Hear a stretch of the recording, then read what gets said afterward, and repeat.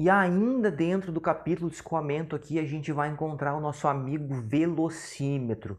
Pô, ali atrás a gente estava vendo como a pressão, né, diminui conforme a subida do avião e tal, e isso nos possibilita construir o nosso altímetro, saber a altura que a aeronave está em relação ao solo ou a altitude que ela está em relação ao nível médio do mar.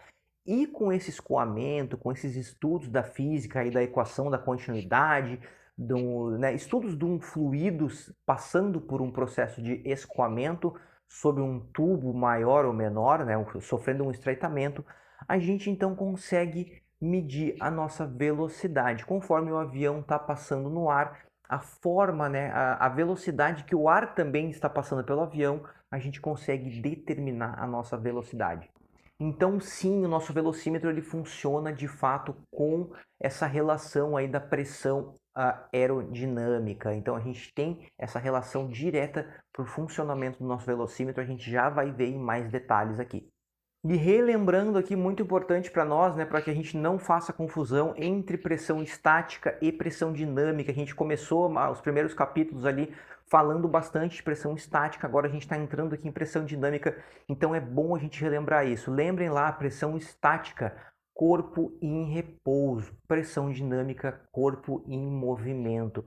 Olha só, bem tranquilo, bem direto ao ponto, a gente já mata essa questão, não fica confuso, né? Então falou pressão estática, corpo em repouso, pressão dinâmica é um corpo em movimento. É assim que a gente mede a nossa pressão dinâmica. Tem que estar em movimento. E na verdade, né, o nosso velocímetro ele é construído com um sistema. Presta muita atenção nessa parte aí, dá uma acordada, toma um café se tu tava ali já meio perdido na aula aí. Vamos retomar aqui. Atenção, porque o velocímetro ele é construído através de um sistema que na verdade capta as duas pressões. Eu sei, a gente quer saber a velocidade e a pressão estática, ela é uma pressão considerada somente em corpo em repouso, mas o velocímetro a gente já vai ver o porquê disso, como funciona esse sistema, mas aqui para introduzir é bom a gente saber que o sistema que ele é construído, ele capta as duas pressões, a pressão estática e a pressão dinâmica. Bom, mas eu quero minha velocidade, qual vai ser importante então? A pressão que ela é medida através do movimento, a pressão dinâmica. E a gente já tinha também visto ali que a nossa pressão dinâmica, né, ela é uma resultante ali, diretamente proporcional à nossa velocidade. Então, aumentando a velocidade, a gente tem uma maior pressão dinâmica. Então, a gente tem o desenho aqui, né, do velocímetro ali, ó, a captação dele, na verdade, né, como ele capta, ele tem uma entrada ali de pressão estática, né, esse aqui bem básico, esse velocímetro aqui, e ele tem uma entrada ali de pressão total. Lembrem que a total, então, ela capta a dinâmica e a estática junto, porém, ele vai ali fazer como se fosse uma filtragem da informação, porque para o funcionamento do velocímetro, só a dinâmica é importante. E aí chegamos então no teorema de Bernoulli, né? O que o Bernoulli decidiu? O Bernoulli decidiu acabar com a palhaçada, é isso que ele fez.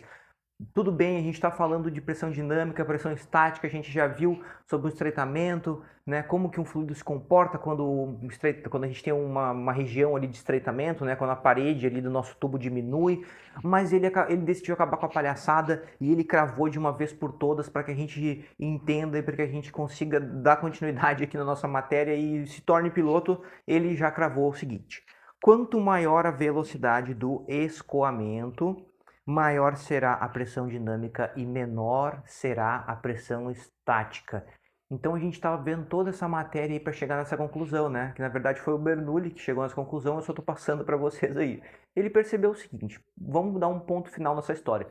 Todo fluido que passar ali, né, por um estreitamento, quando ele estiver sendo escoado, ele vai aumentar a pressão dinâmica, e a gente já tinha visto isso, ele vai passar com maior velocidade e a pressão estática vai diminuir. Isso vai ser um fator determinante mais para frente, a gente vai ver, para que o avião tenha sustentação e saia do ar, né? Vença a força da gravidade e consiga sair do ar. Por hora, então, é importante para a gente saber que o teorema de Bernoulli, né, que prova toda essa equação aí para nós. E aí eu coloquei uma imagem ali que eu encontrei bem legal, ó, que basicamente aqui, né, vamos dar uma analisada nessa imagem ali, ó, a gente tem um canudinho num copo cheio d'água e lá na ponta do canudo que está fora da água tem um túnel de vento ali, tá? E o que acontece? Quando a gente aumenta a velocidade. Dentro do túnel de vento ali, ele tem uma parte no meio dele que é estreita, ou seja, o vento está passando, chega ali, tem um estreitamento, no estreitamento aumenta a velocidade. O que acontece então? O canudinho está ali no túnel e na água. Quando o vento passa pelo estreitamento, a nossa pressão dinâmica aumenta, a pressão estática diminui. E o que acontece ali então? A pressão que está ali dentro do túnel, ela vai ficar menor. E a lei da atmosfera, né, se comporta dessa forma. A pressão ela sempre flui da maior pressão para a menor pressão.